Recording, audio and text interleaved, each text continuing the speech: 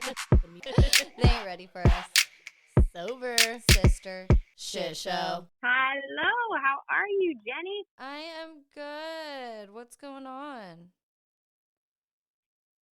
I'm in Florida, soaking up this new weather. It's finally starting to warm up again, so thank God, because I'm over the cold. I just got back from Wisconsin, and I cannot do cold. What were you doing over there? I was visiting family. Ironically enough, my family lives in California as well. Cool. I wish you were So closer. I know we're only on the opposite side of the country, so when you're in Miami, hit me up, and when I'm in California, I'll hit you up. This would be fun to do an in-person one. Yeah, for real. It really will. So I wanted to bring you on here because you are blowing up at the moment with your Sobriety 7 and everything that you have going on. Do you want to tell the listeners what you kind of have going? Sure. Yeah. So Sobriety 7, it started when my father passed away. I wanted to do something in honor of him. I obviously didn't get sober as soon as he passed away. He passed away in 2022, and I got sober 2023. Oh, July 2023.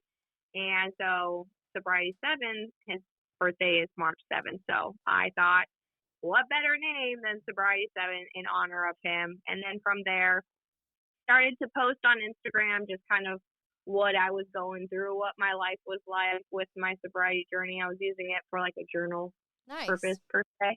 And then I just started getting messages and follows and views, and just realized that there were a lot more people who wanted to talk about this than I had understood at the time. I thought I was really alone in this, and I Same. tried it past, and it just wasn't for me. And so I wanted to adopt a new narrative and go the way that I'd been going, right? And so from there, I created a community, and I did a ton of, courses and learning and reading. And I think I learned a lot through having the community as well.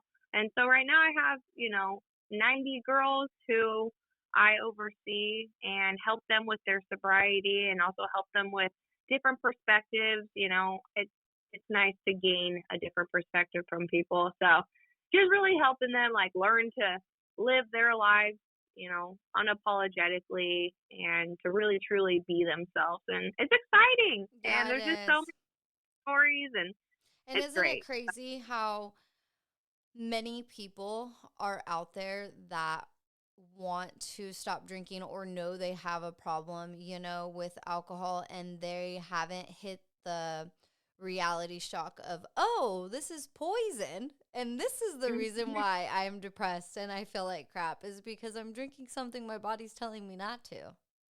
Absolutely. And there's so many people out there, girl. Like, at least for 2 years, every morning I was waking up like, I'm not going to drink today. I got to stop drinking. I'm not, and once you hit that level of like knowing, hey, something's got to change, you're ready. You just need that extra push. And feeling like you're alone is the number one, like FOMO, like, I don't know. How am I going to be fun? How do I be an adult? All of these things. But then to realize how many people our age like are so into health trends and being healthy and wanting to live longer. Well, this is a huge part of it. Absolutely. Yeah, no, when people, say like, oh, I really want to put it behind me, I look at them like, just do it then, just start. But because it's so ingrained in our society and so normalized, people feel like they have to have their life in shambles. They're like, wait, that's not me. But yeah, people are so health conscientious now. And I was a personal trainer at the time, and I'm literally coming to personal training, and I'd been drinking either at my lunch break, right? Because as a personal trainer, you're an entrepreneur, you make your own schedule. I'm like, I'm going to go and have a Mai Tai for Right. lunch. And then and do my personal training client, and then I'm going to continue to drink after, right? If anything, I'll be more enthusiastic, or, you tell yourself all these bullshit reasons as to why it's okay that you're drinking while working, and it's just insane. But I think if more people saw it for what it truly was, which I think 2025 is going to be the year that happens, right? They're slapping cancer labels on the bottles. more and more studies are coming out, just even a little bit is bad for you. I think people are waking up, and that kind of excites me. Really are. I mean, I told Jason, my husband, I'm like, within the next couple years, it's going to be like cigarette commercials. Like, it's not going to be advertised as fun and this is what you do every day or every weekend anymore. It's going to be linked to so many things and everybody is noticing it. And they get so scared off from sobriety with the whole, like, oh, I'm an alcoholic. Like, no, dude, you eat good food, you go and work out, and you do all these things. Like, alcohol's straight up poison, and you're putting it in your body. Like, why are you scared to admit that there's something wrong with that? Yeah, because that would, that's too real, right? People would have to actually look inward and start to do the work. And that's how I see sobriety. I don't say that I'm sober. I don't, say I'm an alcoholic. I recognized that it was a bad behavior and I course corrected. I changed it. I flipped, my reality upside down and was like, okay, I'm going to have to, it's basically like you're a baby again. You're like, all right, I got to learn life. What do I do? What do I like? What do I not like? And you're basically unlearning everything that, Yeah, you're brainwashed. Did you ever read the book Quit Like a Woman? I have not. You should. It's beautiful. It's such a good freaking book to relate with, like, our age, and what we're going through. Absolutely. I've heard that. She's awesome. Holly, yes.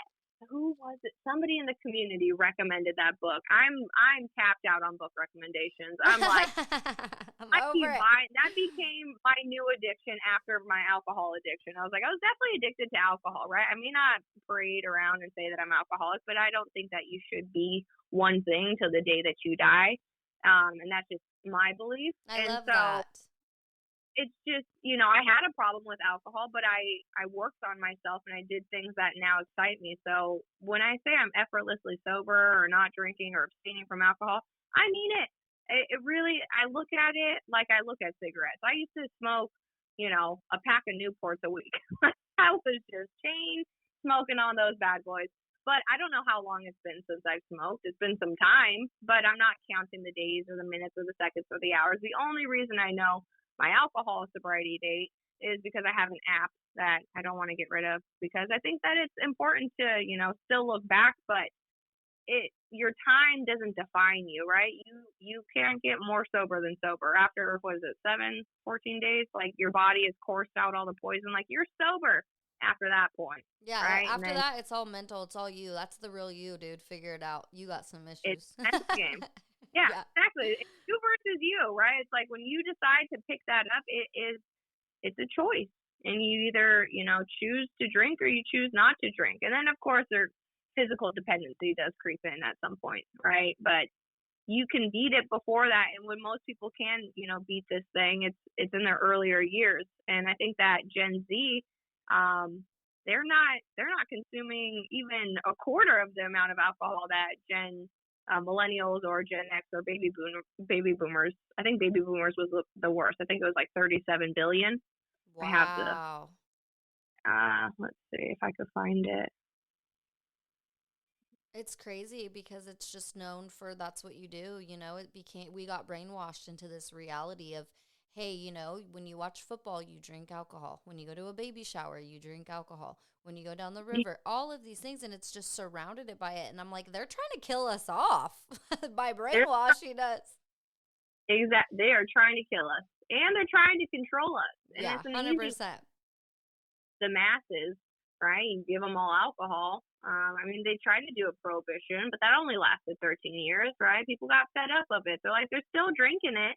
It's just harder to find. It's harder to get it, but they're still getting it, right? And that statistic I was saying, the Gen Z, it was 25.9 billion for the boomers, 23.14 billion for Generation X, 23.45 billion for millennials, and then only 3.13 billion for Gen Z, which is just, they are younger. That's so it's like, strange. What? I'm very curious to why. In between that time, it's go ahead. They said vaping is like their thing. So like vaping is their poison. It's not like Gen Z is perfect, but they're not consuming alcohol at least. Like, vaping isn't mind altering. I mean, Right. unless you're smoking weed, but or vaping weed, but alcohol affects every organ in your body. And when I was drinking, I didn't see anything wrong with it. I'm like, oh, I'm just really freaking hungover right now. Yeah. I just really need a Bloody Mary, and then I'll be myself again. And that's what I would tell myself. Like, once I have more of what made me sick, then I will be myself. Yeah, and that's the addiction part of anything, I don't feel good, so Yeah. I'm just going to have one, or I'm just going to do one. And, it's scary for people who are out there. If you do drink heavily, or even, on a regular basis, and you do choose to quit, make sure that you tell a friend, please, because it can be dangerous as well. You don't just need to just stop. If you're home alone or you're embarrassed, that's fine. You can even email one of us and we will talk with you. But make sure you tell someone, so someone is there to check on you, because people do have serious withdrawals. It's just scary. It is scary. Yeah, I didn't real. Go ahead. I was just saying, my dad cutting cold turkey would not have been a good idea because he was highly dependent. He was drinking alcohol every single day of his life for like the past 25 years. Dang. See, So, at my end, I drank every single day for like 2, 3 years, every night, and and not a little bit, like at least. Well, I switched. You know how it goes. At first I couldn't drink tequila, then couldn't drink whiskey, then couldn't drink this, and then at the end, I tried the wine. Oh God, then I was 3 bottles of wine a night. So I switched over to like seltzers, and so mhm, I drank at least a 24 pack a night to go to sleep. yeah, Because at that point, I was drinking not for the fun, not for the relaxation, not for nothing. That I was drinking because I couldn't sleep without it.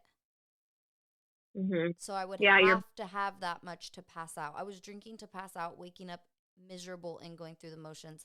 And I had no ambition, no life. I was miserable. I wanted to die. yeah, And so I just hope people don't get to that point. I hope people can see, all the dangers of it and what it really is that you're putting into your body before they get to that point. Because I got so lucky. Like, I got no DUI. My husband always says yet, I got no, I never went, I've been to jail, but I have never been to jail for something big that had to do with alcohol. I didn't lose my family. I didn't kill myself or somebody else, but that could have happened any day. I drove around with one eyeball coming home from work for years. And it's just so scary now to look back and be like, I could have killed somebody. yeah, I got so lucky that I got to quit the way that I did. And it's really working for me, and I want other people out there to be able to have other hip, fun, cute girls, like us, or women, whatever you want to call us, to be able to go to without feeling the stigma and awkward of, oh, I have to go to AA. If that works for you and you need the structure, go. I 1,000% am all about whatever works for you. And it works for my husband daily. He needs it every single day. He needs the structure. And I wouldn't live the beautiful life I lived without AA in my life for my husband. It works for him. But for me, I go a different route because I want to connect with girls more on our level, on our age, and start, the community that you're growing is beautiful, because that's an area to where people can be like, oh, I'm still hip. Like, I don't have to have FOMO. Oh, I can still go do fun shit, and I don't have to be this old man that sits in a room 3 times a day, or I'm going to drink again. And some of those people are sober, or like miserable, girl. Like, constantly mhm, obsessing over drinking. Like, I don't even think about it anymore. yeah, I mean, obviously when we were talking about it, but I mean, I don't have those thoughts of, oh, I had a shitty day, I want to drink. But other yeah, people in AA for 10 years do. It doesn't make sense. right, right. Yeah, and that's where the disconnect is with me because I think community amazing, right? And AA offers that, right? I have a lot of my girls. There's I think 3 of them who still do in-person AA, but also still attend my calls. And the calls, are centered around you, and not so much the addiction itself, right? Is learning better behaviors. All right, you're presented with a shit ass day. What if we were to take away alcohol? That's not an option, and you actually had to work to feel better. What would you do? And then when you have to do that and get creative, you find another way. But when alcohol is always, offered, it's like, why bother doing the work? Here's a quick, easy fix. But that quick, easy fix comes at a cost, right? And it costs you time and energy, fucking sanity, and your relationships, and just your overall well being for some instant gratification, some or in your case, you're saying like to be able to go to sleep, right? In my case, it was, towards the end, that's what it was too. It was like pass out, right? And there's no way I can't fall asleep without weed or alcohol, right? I absolutely need it, but you don't. But we convince ourselves of this because it's a highly addictive poison, right? Alcohol will just shape shift your mind into thinking that it's okay to consume it at the level that we do, right? We find justifications. It's like you wouldn't see me drinking 6 cans of Coca-Cola, right? That's too much sugar. That's crazy, Cheyenne. Like, don't drink that, right? But if I were to drink like 6 IPAs, people would be like, fucking party animal. She's having a good time, you Right. know? And with AA, when I did go, I was like, I feel like I need 1A. Like, I don't need AA yet, because the stories and the age range, like, I didn't feel like I fit in. And when you're trying to do something like change your entire life and learn things for the first time, you don't want to be somewhere where you don't feel like you fit in or have a voice. And, I felt very very disconnected when I went, but I know that it's helped so many people. And that's the thing I always say. I'm like, it doesn't matter how you get sober, right? It's why you do it. And Right. that's going to be that you circle back to in those moments where you're like, you know what, maybe a beer does sound nice, right? And then you circle back to, no, no, no, why I'm doing this. Why I'm doing this is because I want to be a positive role model for younger women who are looking up to me. It started with me just wanting to be a better example for my 10-year-old niece, because the day that I decided to stop drinking was the day that I fucked up royally on her birthday. I mean, I had been drinking. I had a layover, 16 hours in, what is it, Ohio, Cleveland, Ohio. Got lost, lost my bag, lost everything. And I just got off the call with my boyfriend, who was like, if you drink again, like, we're not going to be able to continue. I can't watch you kill yourself. And he's been supportive this entire time, and I'm still Nice. with him to this day, and he loves me this way so much better. What's not to love when you're fully present, right? But he Right. had just got off the phone, and he's like, if we drink again, like, we can't do this. And what did I do? I was like, fuck him, I'm gonna go drink. And I did. And then I got so shit faced that by the time I had to get onto the airplane, I got escorted on by police officers, were like, do not serve this woman any alcohol. And by the time I woke up out of my day's sleep in the plane, I tried to get the guy next to me to buy me more alcohol. I'm like, I'm really sick, and if I don't have alcohol, I'm going to feel horrible and probably throw up all over you. And he's like, can I switch seats? And Oh then I no. get Arizona for my niece's 10th birthday at the time.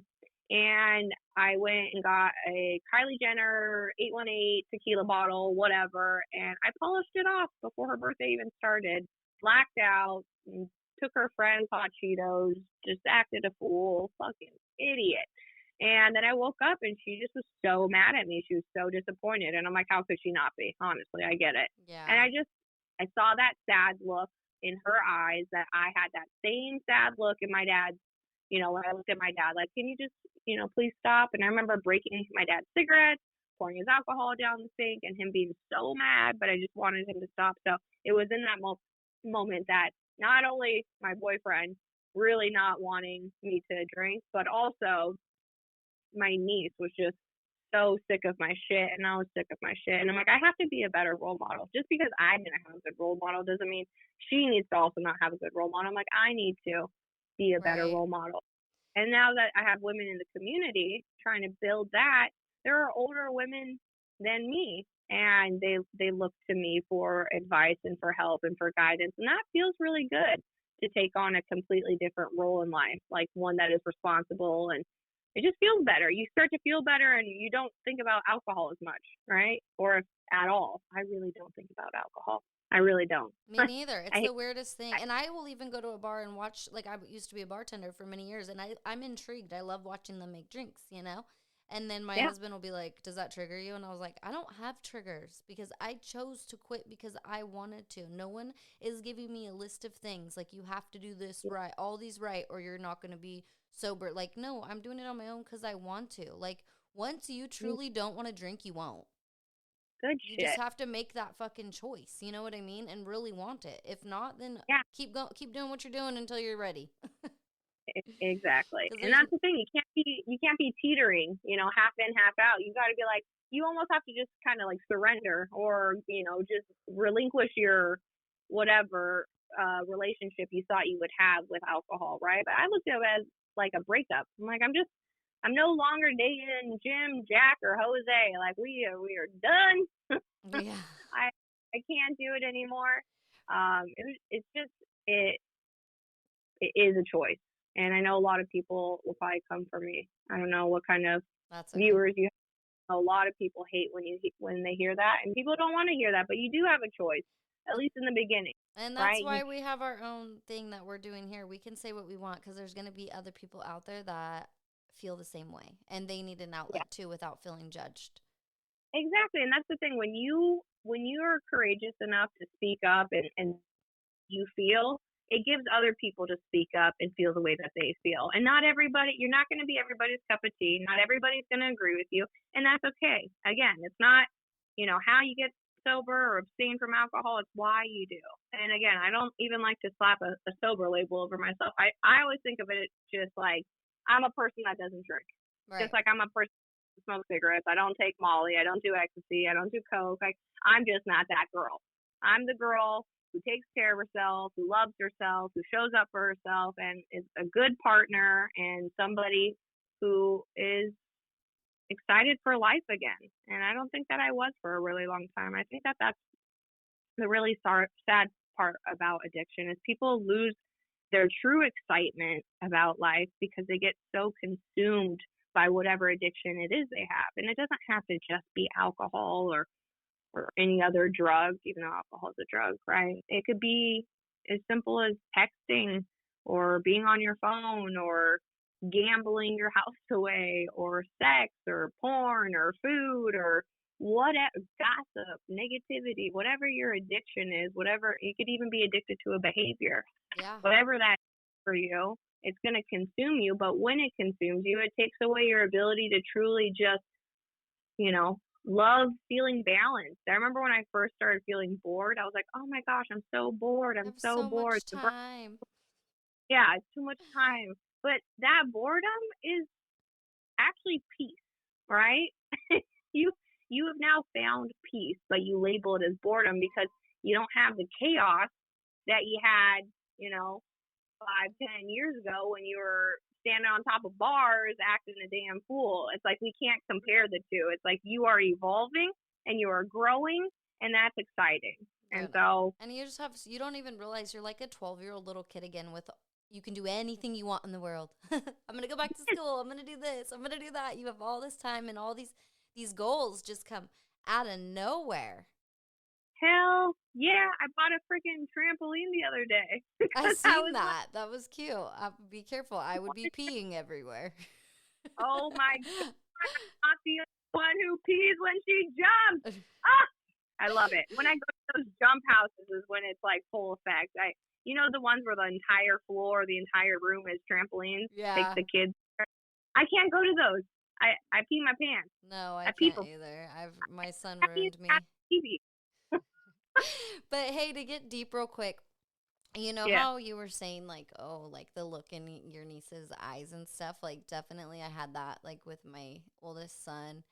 And just because he understood, he knew like, oh, she's drunk or, oh, and so many times he's like, mommy, Mhm. mommy, mommy. And I'm like, go play your video games. Like we're playing beer pong or whatever. And just, it sucks because now he's a teenager and he doesn't want to be around me as much. And I kind of missed out on a lot of that time. But my point is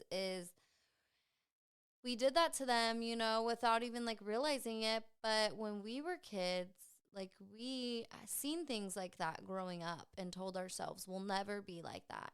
I'll never, you know, destroy myself or be drunk or be on drugs or anything in front of my kids or little kids that I love. Or, you say that and then it's like, it's almost like learned behavior on accident. It's like classic conditioning without even like with you wanting to go the opposite way. Isn't that crazy? Like that's where the kicker is like how, like we always say we're going to break this cycle, right? We're going to break the cycle. We're not going to do it. But then it's like once you get to a hard spot in your life or you do start drinking too much or you do, start doing drugs, it's like that learned behavior was so easy to do, and you just, you have all these excuses of like, well, I pay my bills, well, I do this better than they did, well, I do this so I can do it. And it's like, how do we try to stop our children, from that? We need like a Well, go ahead. they're gonna have way better examples. Like I said, they're gonna have those positive role models, right? I mean, me and my partner lived completely different lives. He didn't ever struggle with anything drug related. He was, you know, that wasn't something that they did in their household, right? Whereas, yeah, for us, we learned it. I remember my first drink was at 6 years old. So Dang. introduced to it very early on. And, dad was drinking wine coolers and was passing it off like this is juice so we don't run off to mom saying, hey, dad's drinking again. But I obviously didn't start drinking like seriously, until I was about like 14, 15. I don't know the exact year. I just know I started around that age, like getting involved in it. But I think it's a lot easier in those times when we're young to say, that'll never be me. I'll Right. never do that. But I think we talk a big game for not knowing what really is to come. And when those things do come, of course we fall into that trap of addiction, because when we were kids, we didn't learn the tools how to cope with our feelings or how to handle life stressors. And if we were given those tools, let's say, from our family or from school even, or our peers, but we didn't, and it's not that we don't know what to do, but we don't know what to do when it's time to put those practices into play, right? Like, I know when I get angry or I get upset now, I go on a walk, and that's about as much as I need. Right. Whereas before, I would have to go on a drive, I'd have to take a cold shower, I'd have to journal, I'd have to call friends, then I would be fine. Now it's like, all right, you're stressed out, Buttercup, like, go on a walk, Right. like, No, I'm but with, struggling with, go ahead. I was just gonna say with the kids, for them not learning it, they're gonna learn from you, regardless if you had, you know, your early years while you did have, let's say, your son witnessing that you were drunk. Like, it's almost, I have girls in the community who have like a 17-year-old son and a 15-year-old daughter, and she's even said that, hopefully, the small amount of trauma maybe I gave them helps them not drink, Right. but her why was tied to her kids. And then when she watched her eldest son throw back a beer, that nearly destroyed her, because she's like, well, if I'm doing this, not drinking thing for my kids, and now if my kids are drinking, well, that really, makes it hard on my sobriety. And that's why I'm a big believer that your why can't be for anyone else. It can't be for your kids, can't be for No, it can't. freaking, And it has to be for you. my husband rolls his eyes at me, sometimes, because I'll be like, he'll be like, well, you quit drinking for the kids. I'm like, no, but I didn't. Like, I hate to say that, but I really didn't. Like, I'm glad that they don't have to see me like that anymore. And, Jake will come out of nowhere with, come on, Mom, you know how many times I brought a bucket to the couch? Like, and I'm like, shh, quiet. No. Yeah. But I tell Jason all the time, like, dude, our kids, like, because I'm having a hard time with the oldest one. He's almost 17. He's just bratty, And I'm like, Yeah. dude, we show them every day, like a sober household. We go on vacations because both of us are sober. We go on vacations without alcohol. We go and do all these fun things. So they are going to go to parties and go try it eventually. Like, they haven't hit that yet, but my kids are late bloomers, but they will. They're going to go to a bar someday. They're going to go off to college. It's going to happen. But what we're showing them is that it's not everyday normalcy. It's not normal to have it in your house every day, all day long, to have 3 bottles of wine when you're making dinner every night, to be arguing over nothing because you're drunk, just constant chaos in the household. Even if they do go choose, later, okay, I drink, here and there, or I drink whatever they choose to do with their own lives. We Yeah. have showed them that you can still have fun, and that you strive being healthy. And that is all aspects of being healthy in your body. And that is why you strive. I have a lot of health problems I did when I was drinking. And, even the doctor being like, oh, you almost have cirrhosis. Like, that didn't even stop me. I had to wait until I really wanted to quit on my own for myself. And so now just all the health benefits that have just came with it, like not having tummy issues, not like my skin, the way I look, how I feel, like my vitamin levels. It's just insane the biggest thing is waking up in the morning feeling like a morning person. Like, I never knew that as a young, since I was like 10 years old. Like, and it just feels so good. And I want to share this with people out there. I want more people to realize that why is being sober weird? Like, stop making, like, I'm like, why do you drink so much? Kind of thing. And Mhm. I'm just so proud of you. I'm glad that you're out there doing what you're doing, and that you will share your knowledge with me. You sound like you have done a lot of research, and I love listening to you. I'm so glad I found you. Absolutely. I'm so proud of you too, just hearing how you're parenting and how you're setting a better example for your children. Like, they are so lucky. I know a lot of the times I look back at my past and say, I wish that my, family would have, you know, I do. household. But if they had, then I wouldn't have been this person that I am today. You wouldn't be the person that you are today. Sure, we had to go through some extra challenges, right? But your kids will face challenges of their own, but at least it won't have to be in this area, right? And if they ever do topple down, going into having a drink or whatever, at least they know that they can rely on mom and dad. I knew I couldn't count on my dad. I was like, well, if I come to him about my drinking problem, I mean, that's why would I do that? He has a drinking problem. And I think to answer the why aren't more people going sober, which they are statistically proven, more and more people are waking up. They're waking up, which is happy, makes me happy. Makes me But happy. I think it's because, and this is just speculation, I think because people have this skewed view of what it means to look like you're struggling with alcohol, they envision, or at least the people that I've spoken to, right? A lot of women come to me who do pay their bills, who do have Mm-hmm. kids and a marriage, and on the outer layer, their life looks pretty put together, but they're drinking every single night to put themselves to sleep, but they're not telling anybody that. They're closet drinking, and people don't see that as a problem because they're getting done what they need to get done. And so what they see as somebody who has a problem with drinking is that homeless man on the bench Yes. drinking brown paper bag.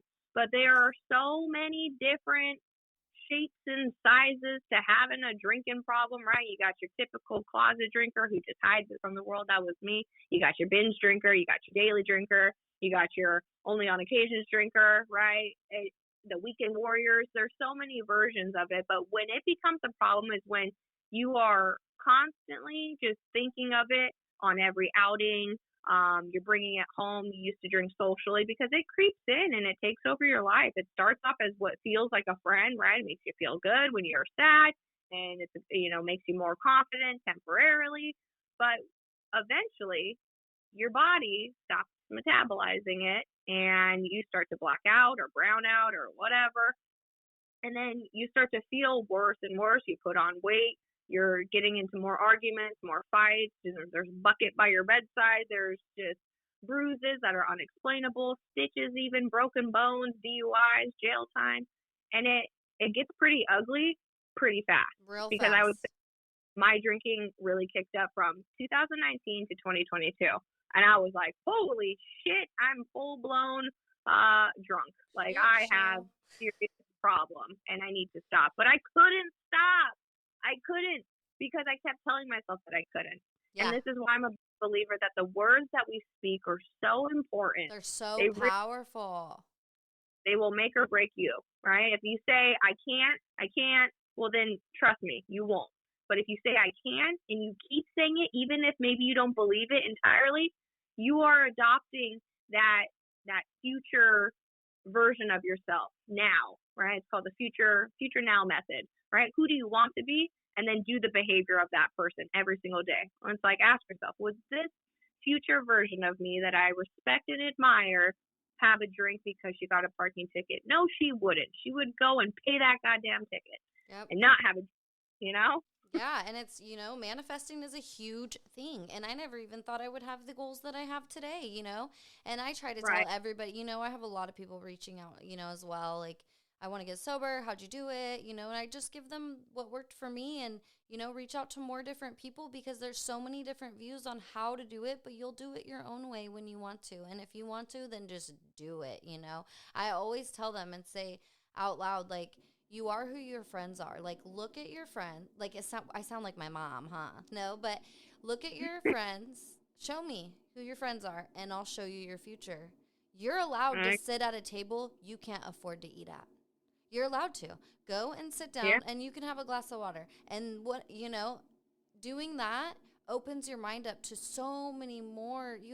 There's so many things out there that you can go and accomplish. And I was living through the motions for so many years of, drinking, going to sleep, waking up hungover, drinking, then going to work, and the same thing. I was just growing old, and I was ready to grow old and die and live this ant that this government and everybody else wants us to be. And I Yeah. just got sick of it. And I said, you know what? I'm not going to work for anyone else anymore. I'm not going to keep killing myself with alcohol. I'm not going to do these things. And look at the changes that have happened in my life. It has only been 2 years. And I am just like so excited for tomorrow, for next week, for next year. Like, it can only get better, right? Hell yeah. Hell yeah.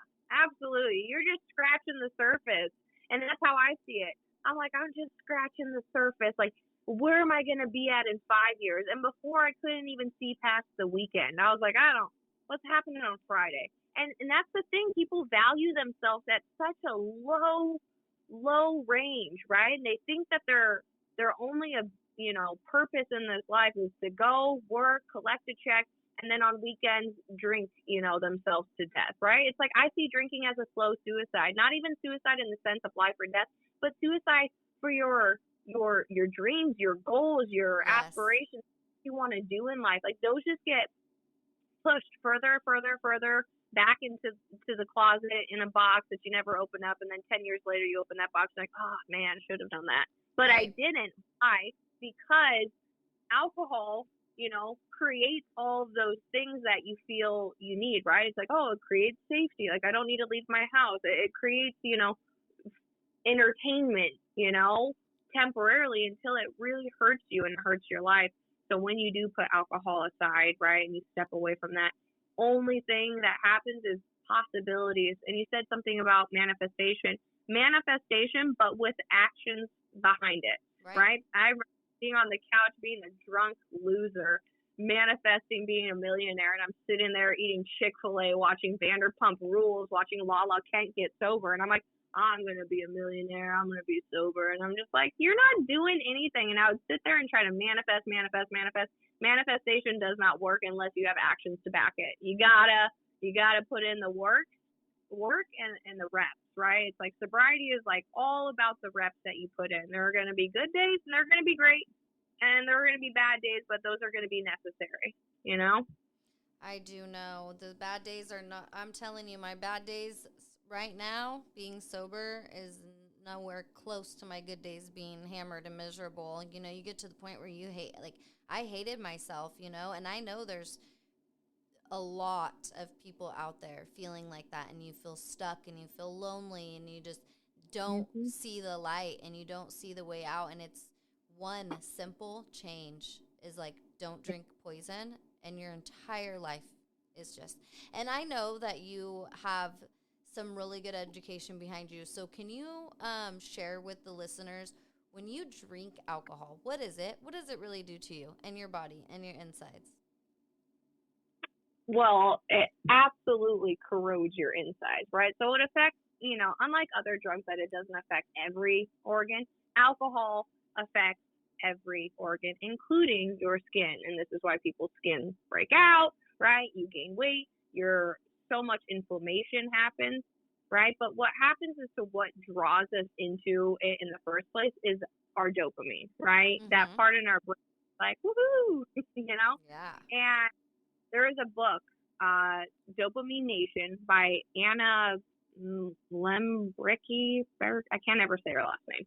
But her name's Anna. She wrote Dopamine Nation, and she talks about why people are drawn to alcohol, and that almost every person, not all, but almost every person has an addiction of some kind. Some are more, life altering than others. Obviously, like a phone addiction is not comparable to a tequila addiction, right? Mm-hmm. One will ruin your life, one will cost you a lot of money. Remember when we used to have to pay for minutes? Anyway. Yes, I do. That is funny. We're aging ourselves. I know. Let's not do that. Let's How many text roll. messages did you send today at school? Yeah, my mom shut my phone. Our kids have it so damn good. They don't even know. My kids. They don't even know that. What? Pay for minutes. But when you drink alcohol, it not only ruins your insides. Like when my father passed away, they had told me that he had already started decaying before they put him in the ambulance. Which I never went to go see him because, I mean, with that information, why would I?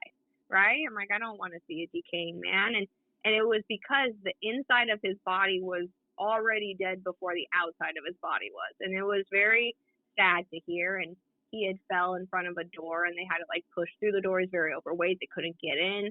Just a whole sad situation. And it makes me sad because now knowing what I know about alcohol, it could have been preventable. Yeah, I'm so sad. I'm felt sorry. like I had somebody to talk to. Mm-hmm. And at the time, I could have been that person, but I was growing and learning, and I was nowhere near where I am today with the knowledge that I do have. But things would have been different if I had the knowledge that I did today. And honestly, they weren't given, that generation wasn't given really, the fairest chance. Yes, they had AA and he could have done that, but mental health still had a negative stigma, and people who did talk about it, it was like they were boo society, right? When not everything in your life is absolutely freaking amazing and perfect, and it's like you're deemed as something's wrong with you. And that's the sad part, because there is such a stigma, or at least when they were alive, There or when he still was alive. is. I feel like there still is.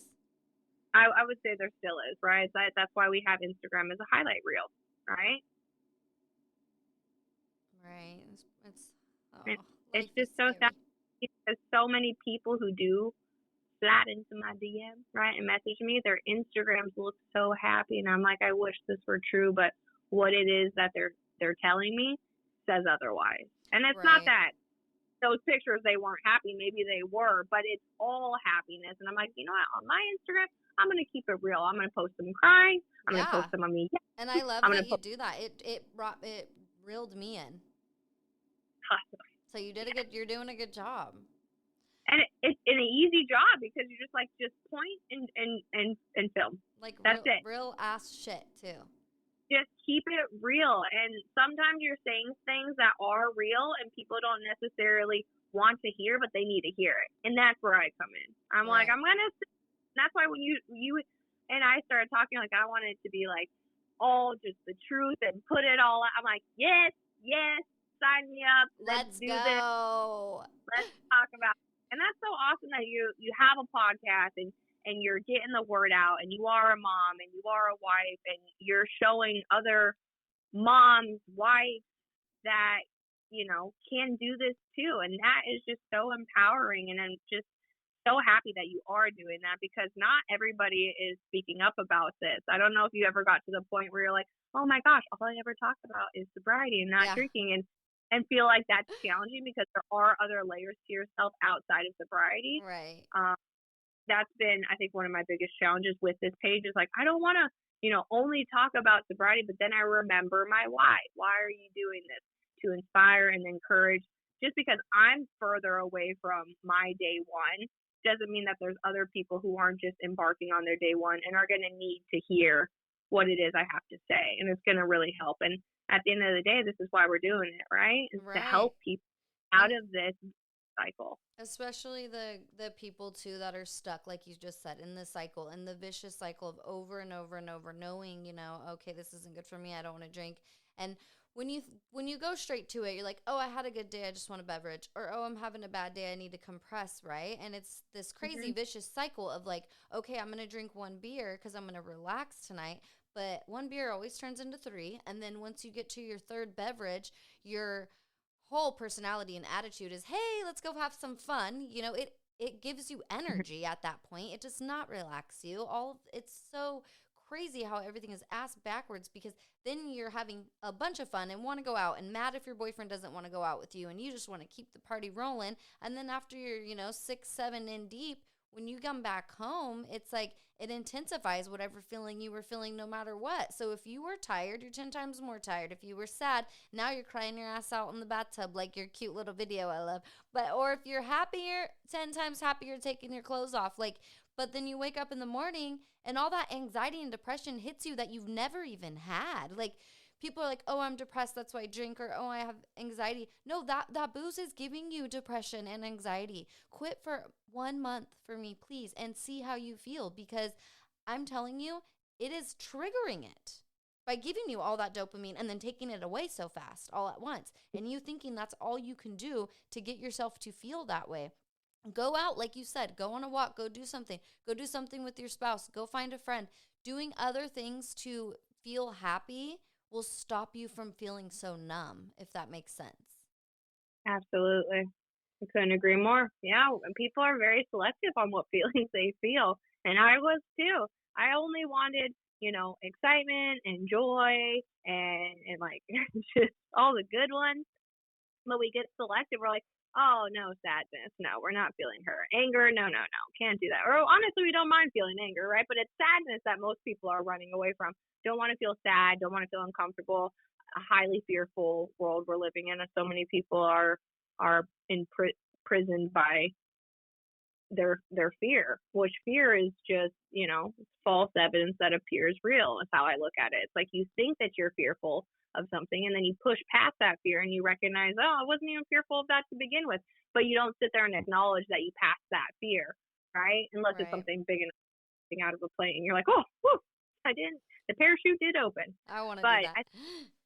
Yeah, I want to go skydiving. But I will. But I definitely feel that it's this thing is like something that I want everybody who's struggling. It's like you want to shake them and be like, just open your eyes. Yeah, and that comes back down to the like you said, you're like, it wasn't for my kids, and I feel bad. And I tell my partner, I'm like, I love you so much, but I always loved alcohol more, and because my actions. Right? And it was a choice that I made. I had a choice to not drink, but I chose to do it anyways. Nobody had a gun to my face and was like, if you drink, you're going to die. Right? Or if you don't drink. And I was like, I'm going to drink. And I hid it from him. And, my why started off for him, and it started off for my niece. I was like, I'm doing it for them, But very quickly, I'm like, I'm going to have to switch this narrative that I'm telling myself, because yes, I love them. My relationship had changed with my 10-year-old niece. And I recognized, like, okay, it has to be for me. And then it made it so much easier to stay true to that. Because when you're on this sobriety journey, path, abstaining from alcohol, whatever your story is that you take on, it's learning yourself again. And that's what the exciting part is. This is why I don't think of alcohol. I'm so busy because I'm like, I got so many other goals that I got to hit. And people end up living these boring, mundane lives, going to work, collecting a check, going to the bars, or not even going to the bars, staying home and drinking, raising the kids, or being a wife, or going here, or doing this, whatever. And they stop living because they think like, oh, I could never have a luxurious life. I saw your travel part of your page. You don't need $1 million dollars to go on a trip, right? And when you start to save up the money.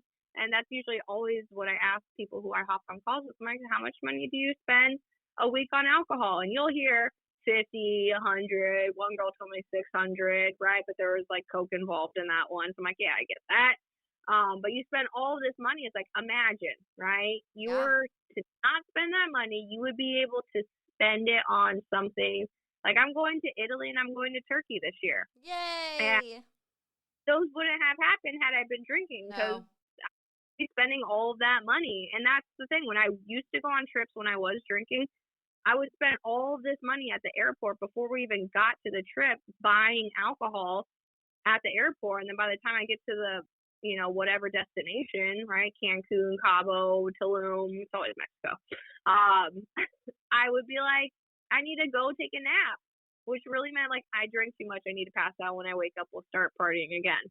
Almost every trip I went on in active drinking, I don't remember. And it's like, what? And I mean, now I love to travel. I feel like I'm finding myself, like you said, just being sober. I don't even know who I am yet. I'm figuring it out. I feel like a little kid starting all over again. I get to be whoever I want. And I can so believe. it's like now when I go on trips and stuff and not surrounding everything with booze, like I have an itinerary and I go on hikes and I go and view things and I see things I know I'll never see again, you know? Oh, Mhm. traveling the world will change your output on just how small you are and how much you can do out there in the world. Yeah. It's beautiful. This life that we live sober is beautiful, and we are so lucky that we get to do it. And I am very proud of everybody that is going through it together, because it does take a village, to have a community to be strong and empowering and be able to say, "Hey, I don't drink." And there's nothing wrong with that. I'm living a happier life than you are. Sorry to tell you, because we Yeah. are. We know who we are and we feel all our feelings. And speaking of feelings, like we were born these creatures for a reason. And we would not know happiness and love and dopamine and all of these things if we didn't have the sad and the bad. And we have to Absolutely. have it. It's natural. We're humans, and we would know nothing is good if we didn't have the bad stuff.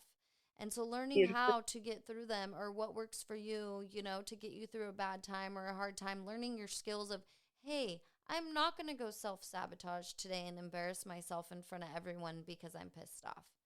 I'm going to Mhm. go and I'm going to go write down a new goal, and I'm going to accomplish that this week just to show them. So that's how Yep. I've changed my toxic traits of, I'll show them. I'm going to go get drunk Mhm. and go get in a fight at the bar, to I'm going to write this goal down and I'm going to accomplish that, and then I'm going to show them. And that is the magic of sobriety. Absolutely. Beautifully put. I couldn't agree more, because it's those bad days, right? Like the Mhm. bad days are, they're necessary because they really amplify the days that are good, and there are going to be more good days than there are bad the longer you go down this path. It just happens, right? And even the bad days, it's like they're not even full bad days. They're just like, oh well, there was a couple of moments in That that was day that inconvenient. Yeah. inconvenient, but we're gonna turn it around, right? It's 12 o'clock. It's gonna be a good day from here forward, and then Right. mother like, okay, it's 2 o'clock. Today's gonna be great, and then sometimes it's just you lose the battle, but you win the battle because you got to live and experience another day, right? And so that to me, in my books, is a good day. And then you wake up, it's gonna be the start of an amazing day. That's why I got the trampoline. I'm just gonna jump up every day.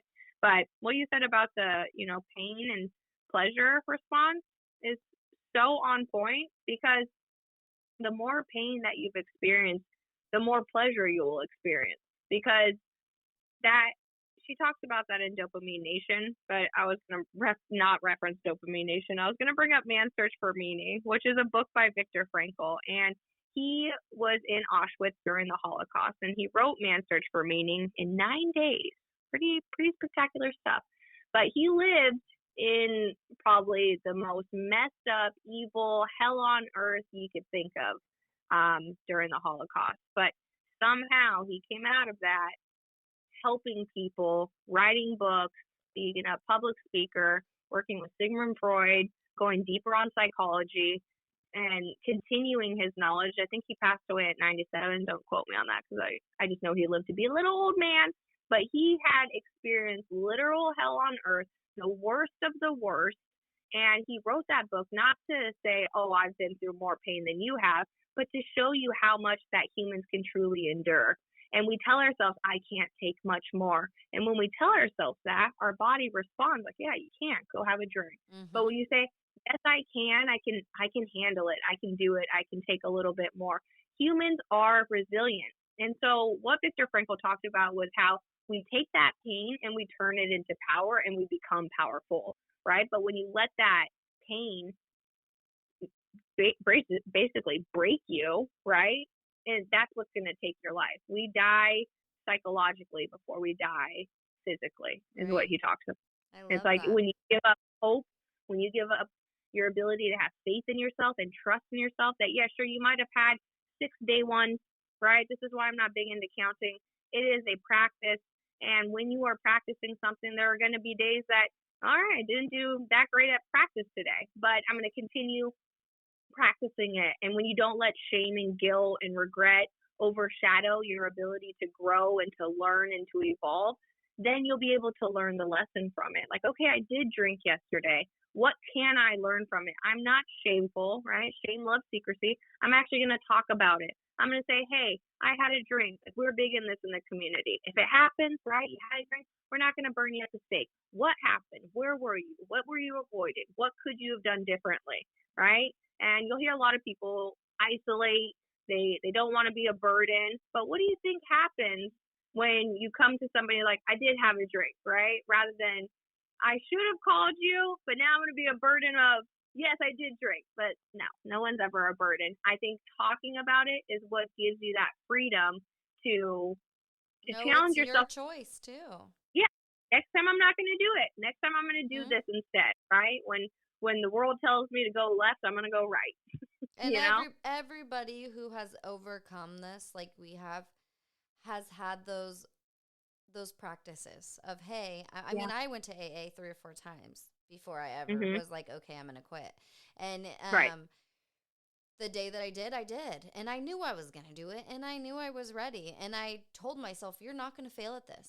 Like, you're going to prove this to yourself. You can do it. And when you get there, it's beautiful and you will do it. And do not, I've seen many people go back and, oh, I had an accident, or, oh, I only drinking this much. That's the start of sobriety, is when you start reevaluating your relationship with alcohol in general. Right. I mean, if you choose to be completely dry like us or not, just evaluating and acknowledging, like, hey, I should probably only have 2 because I'm going to drive. Or, hey, I should probably just acknowledging that is so healthy. It brings out a whole another outlook on, hey, this is cool, kind of thing.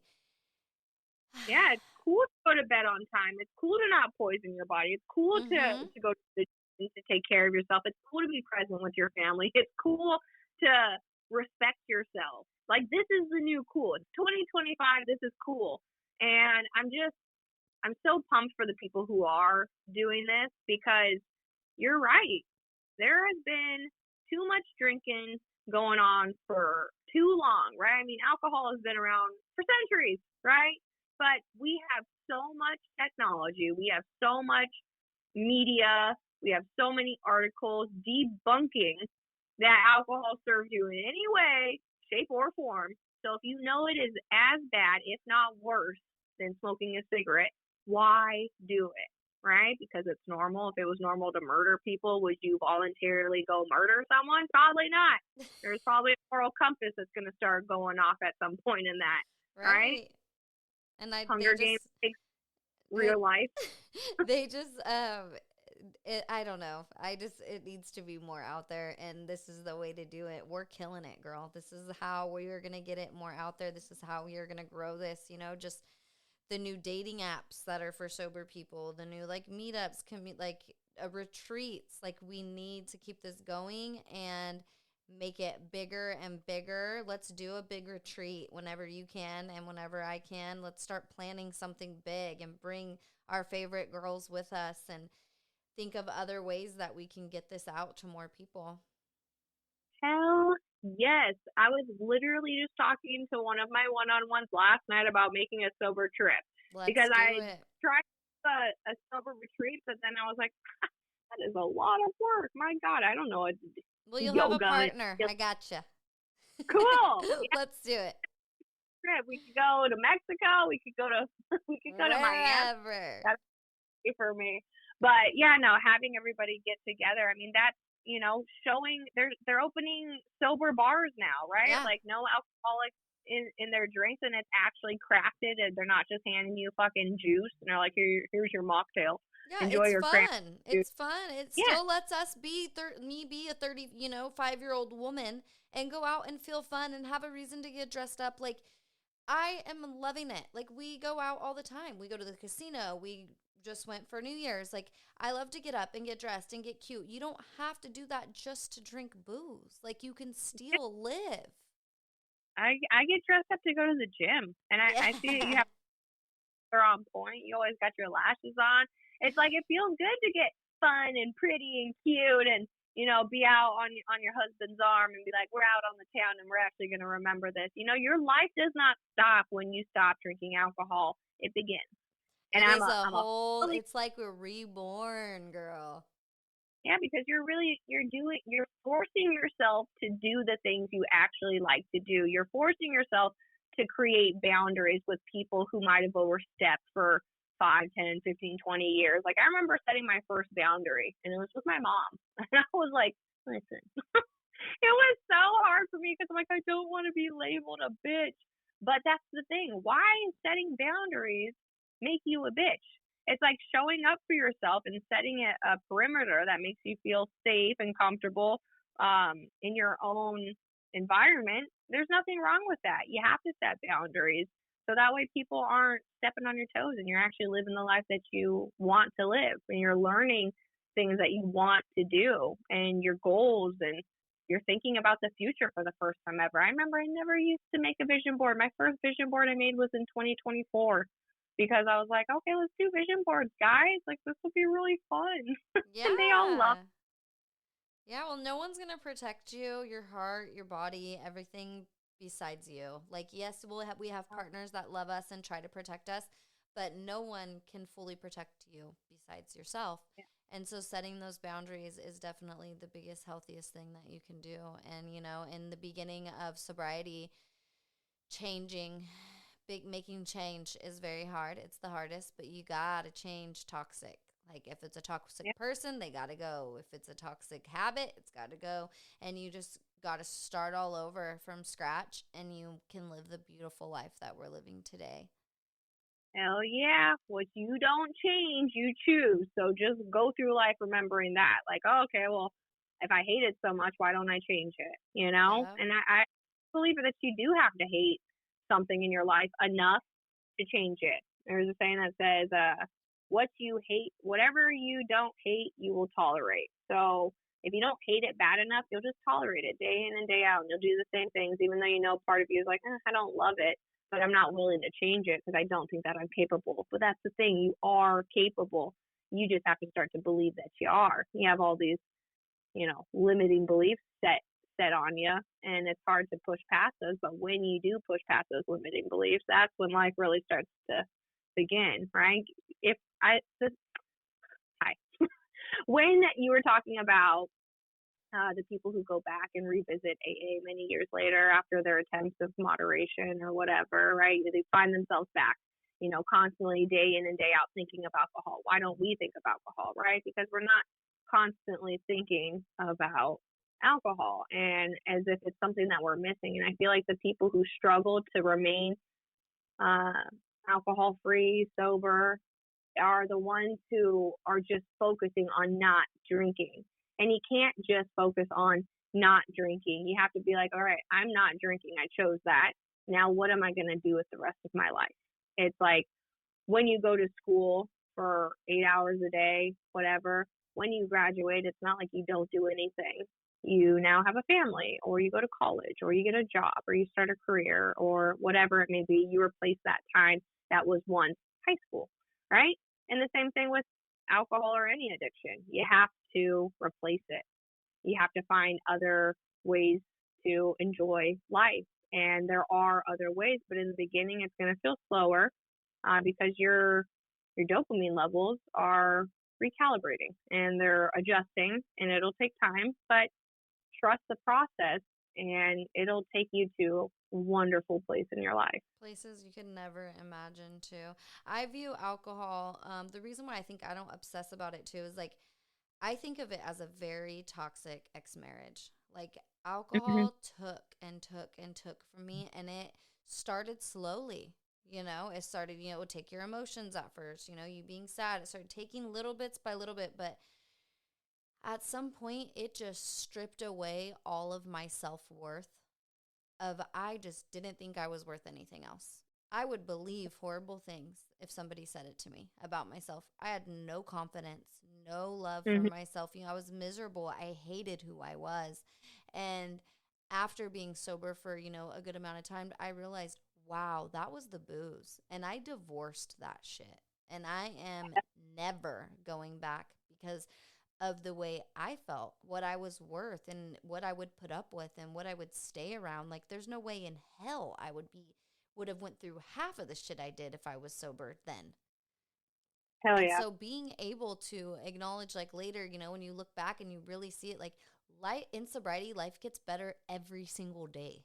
Like, okay, today Mhm. my 16-year-old wanted to act up and he had to stay home from school because he had some shit. He got in big trouble, right? And I was like, oh gosh, today is gonna be the day. A really rough day, right? But no, it's like today was better though than yesterday and the day before and the day before because I feel better. I'm over here talking to you. We're growing this. Like things just continue in your life. Opportunities just fall in your lap and things you never ever can imagine yourself doing. And it's all because you're not taking a poison that is sucking the life out of you. Like you might think it's making you the life of the party at the moment, but it's sucking every light of anything that you have inside of you. And so I just pray that all the people that even question it, give it a chance. Give it a shot. Do it for just a month. See what happens. Because when those little tiny miracles start happening in your life, like look, every relationship I had ever been in, girl, before Jason was physically violent. Every single one. Like Yeah. cheating, toxic, physical violence. Like I've been in the hospital a couple times. Like I just get angry when I drink, I get angry. And so, and I lash out. And so when my girlfriends or somebody, say, oh, they're fighting. And I say, hey, tell me like a huge blow up fight you got into with your man, but you guys were both sober. No one can tell you. No one can Yeah. say it. If it's a serious like family issue or something, okay, I get that, but it probably didn't end up with fist fighting. It didn't end up with, cheating with a neighbor or some crazy cops coming, somebody wrecking into a house. Like no crazy thriving in chaos shit happens when you're sober. Yes, you can break up if you need to break up if you're on two different pages. But when you Mhm. are drunk constantly fighting with your man and you just be like, okay, let's check this out. Let's just not drink for a certain amount of time and see if me and my partner fight. Me and my husband, I hate to say it because we don't have a perfect marriage, but we do not argue. And it is the weirdest thing. Like, I think he gets mad that I don't want to argue with him back. I don't know. There's a little probably toxic going on there. But it's like we don't get to that level. He'll have his opinion, I'll have my opinion, and we'll be annoyed, and that's that. And it is what it is. And we figure, where are we going to go from here? Because neither one of us are changing our minds. It is what it is. But I'm not screaming and degrading him and bringing up everything that he's done bad in his past to make him feel less than me. So I feel bigger and badder. And when I was drinking, that was me. That's how I was. And a lot of relationships have issues from alcohol. And you don't see, like, Yeah. it's a two-way marriage, a two-way relationship. Take that shit Yeah. out. That's like a throuple, a third girl in where people are getting jealous and shit and it's causing chaos. Take it out of your marriage and watch your marriage strive. We are meant to have happy, healthy relationships. And that Yeah. doesn't include being intoxicated constantly. Yeah. Amen. Beautifully put. That's Yeah. just how I feel. When we're drinking, we're way more combative, right? Like we are out for blood. We want to fight. And I'm a big believer that you can't give what you don't have. So when you're having those arguments, right? And it's like, I'm not going to list all of these things that you ever done in the past to make you feel like shit. That's because you respect your husband, and that's amazing. So many people lack that respect for their husbands. Why? Because they lack that respect for themselves. You can't give what you don't have. You can't give love if you don't have it. You can't give respect if you don't have it for yourself. And this is why you see the most disrespectful people, or the people who are trying to hurt you, right? Who say these rude and spiteful things. Hurt people hurt people. They They do. want to see you just as sad or just as mad. They want a reaction. And when you're drinking, that is what you get. You get people who are highly reactive, right? Rather than responsive. And it is way more important to respond to a situation than it is to react. I mean, think of, if there were to be an earthquake or a fire, right? You are going to want to respond quickly and make the situation better. If you were to respond reactively in that situation, well, you're going to have a burnt down house, or, something bad is going to happen. Like, you have to learn to respond to situations versus react to situations. And I found that when I was drinking, highly reactive, no shit, right? Me and my partner got into numerous arguments. There was a night that I packed up all of my clothes and threw it in the bed of our truck, not even in boxes or bags. I just threw my clothes in an open bed truck. And I was like, I'm going to drive to Illinois and I'm going to live with my sister. Mind you, I had been drinking a lot. So I don't know how I thought I was going to do a 16-hour drive. And I don't know where I thought I was going. I was always so reactive. And I agree with you now. Like, our relationship has changed so much when we have conversations and we feel ourselves losing control emotionally. We put a pin in it and we're like, let's circle back. And it used to be an hour and it was 30 minutes. Now it's like 10 minutes. Like, I need a second, right? And then there will be a time where we don't even need that buffer time. It's just like, hey, sorry, I was losing my temper.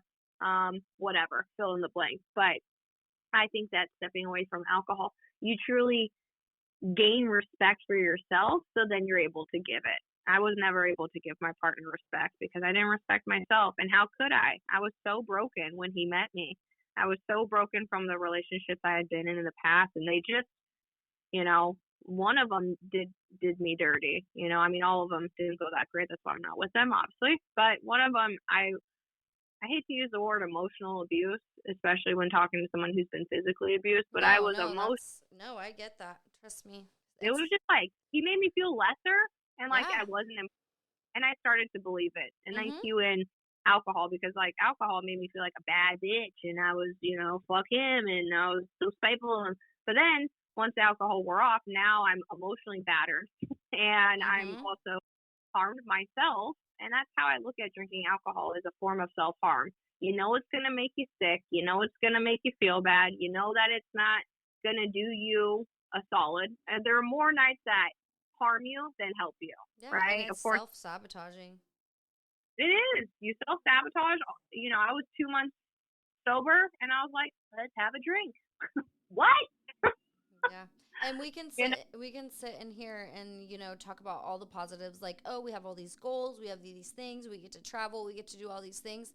But when it comes down just to human nature in general, like, the biggest positive is our relationships with people. Like, bad And that's what we want. relationships will change.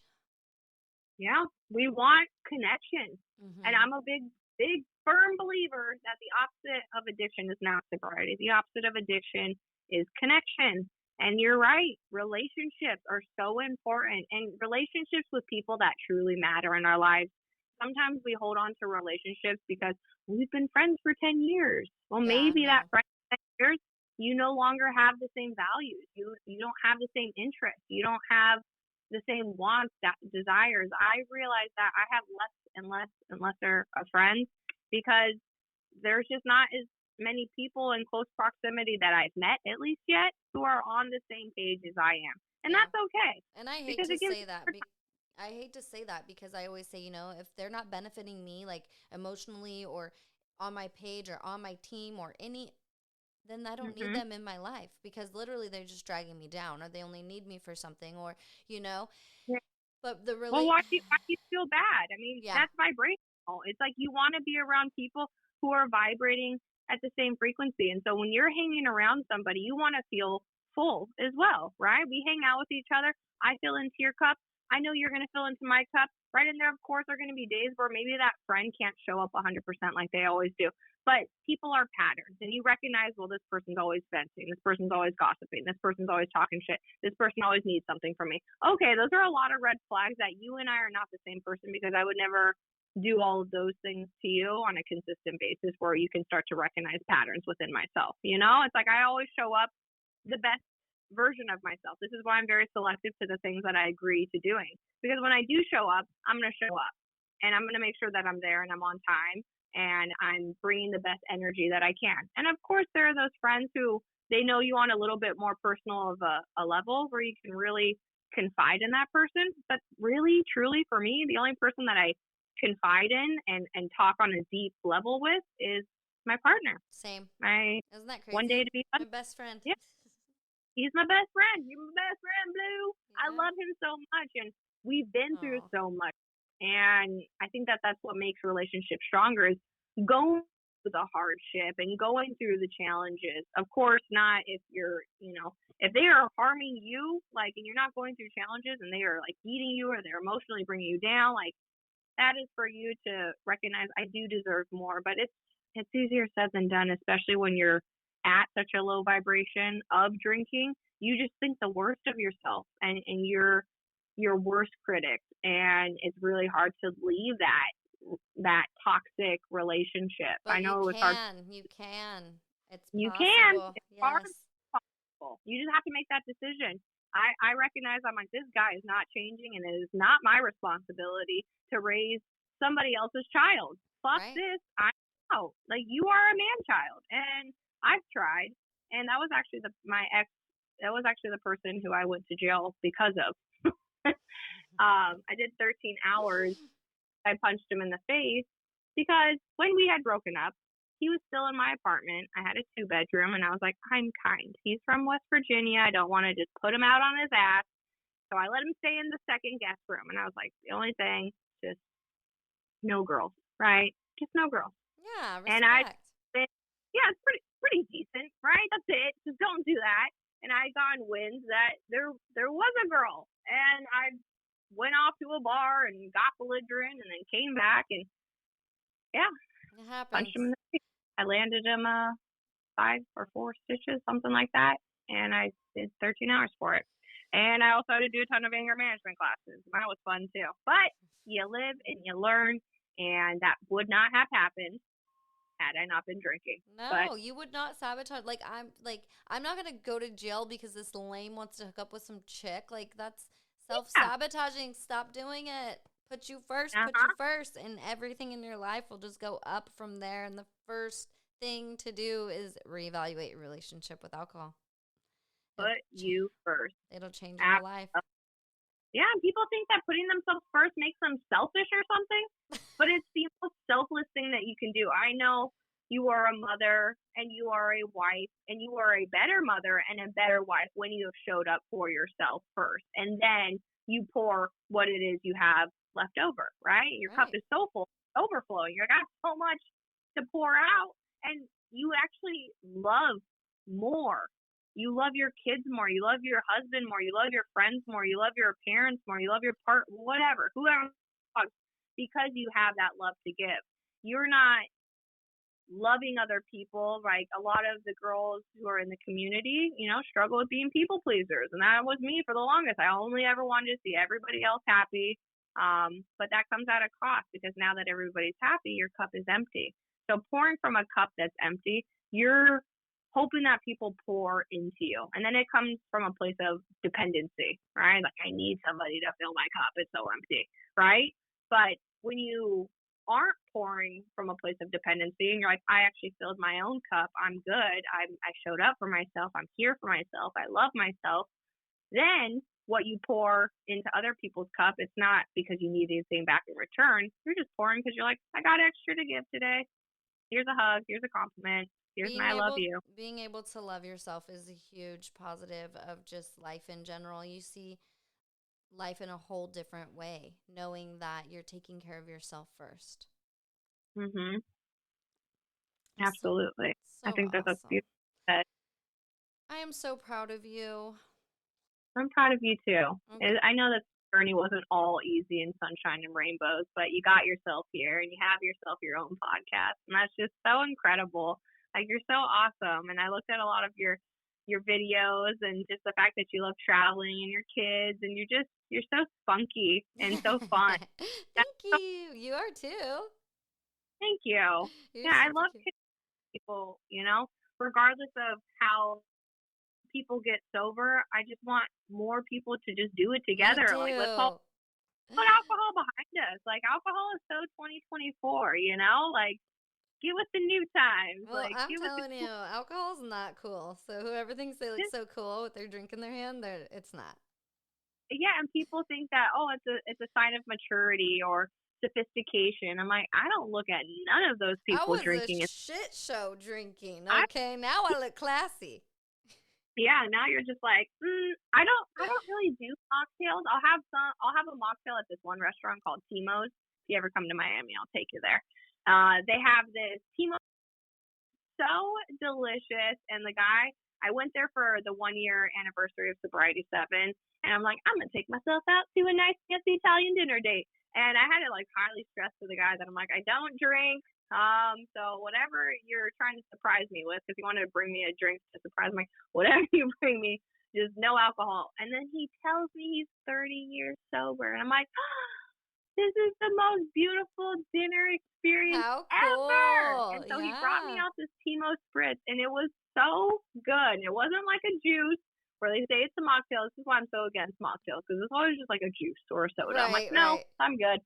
But this thing was like muddled orange with like, they had a no secco, so it was like prosecco, but no alcohol, no secco. And then they used lime and a muddled whatever. I think it was an orange. It was so Right up my good. So alley. Yeah. Okay, well, Miss Cheyenne from Sobriety Seven, is there anything else you want to share with our listeners? just take a chance on yourself, and I promise you this is going to be the most exciting journey of your life.